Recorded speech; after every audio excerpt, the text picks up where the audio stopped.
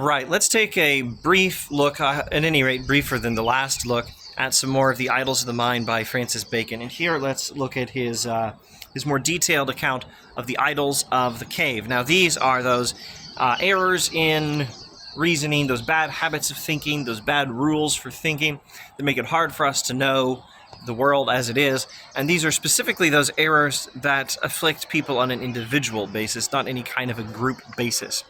Bacon says, the idols of the den means cave, derive their origin from the peculiar nature of each individual's mind and body, and also from education, habit, and accident. And although they be various and manifold, yet we will treat of some that require the greatest caution and exert the greatest power in polluting the understanding.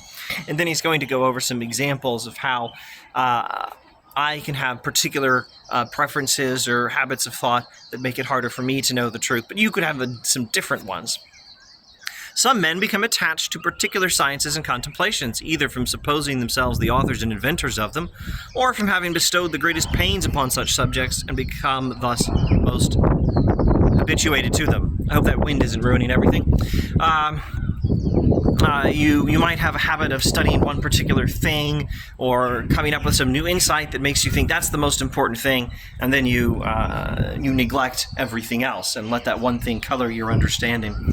If men of this description apply themselves to philosophy and contemplations of a universal nature, they wrest, W-R-E-S-T, or seize, and corrupt them by their preconceived fancies, of which Aristotle affords us a single instance, who made his natural philosophy completely subservient to his logic and thus rendered it little more than useless and disputatious. So again, Bacon has a very low regard for Aristotle's,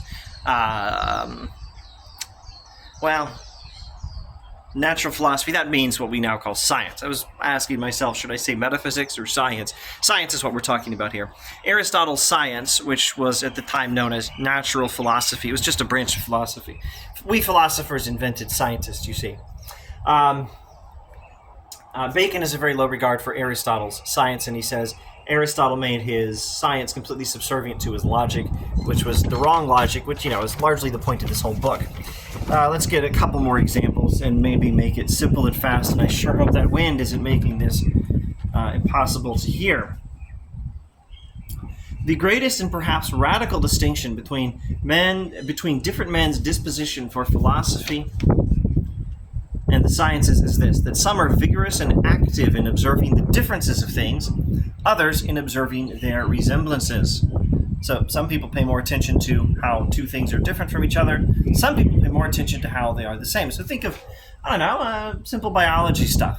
Think of the similarities between different kinds of birds, chickens, ducks, swans, or think of the differences between them. And you might have a whole different way of thinking about animal biology if you focus more on the differences or more on the similarities.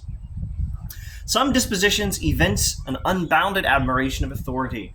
Others eagerly embrace novelty, and but few can preserve the just medium. This is the Shakespearean but, B-U-T, meaning only or just. Only a few can preserve the right sort of middle ground between admiration of authority and appreciation for new ideas.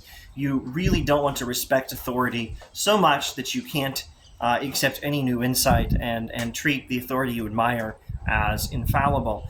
And you really don't want to just embrace every new insight just because it's new and reject all the established wisdom of the past either.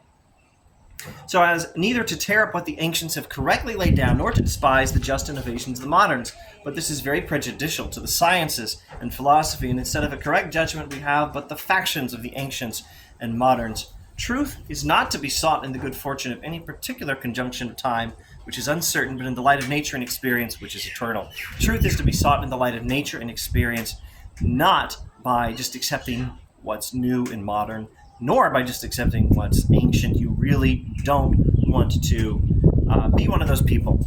If you want to know the truth anyway, you really don't want to be one of those people who just trust what's older because, it's older and wiser, or just trust what's new because it's new, or whatever are the reasons people favor newer ideas. I myself have a very poor understanding of that because I myself strongly tend to favor the ancients. If I have an idol of the mind, it would be a preference for what's older. All right, an idol of the cave, I should say specifically. All right, I'll shut up now. That's probably enough for this longer intro to the idols of the cave or the den.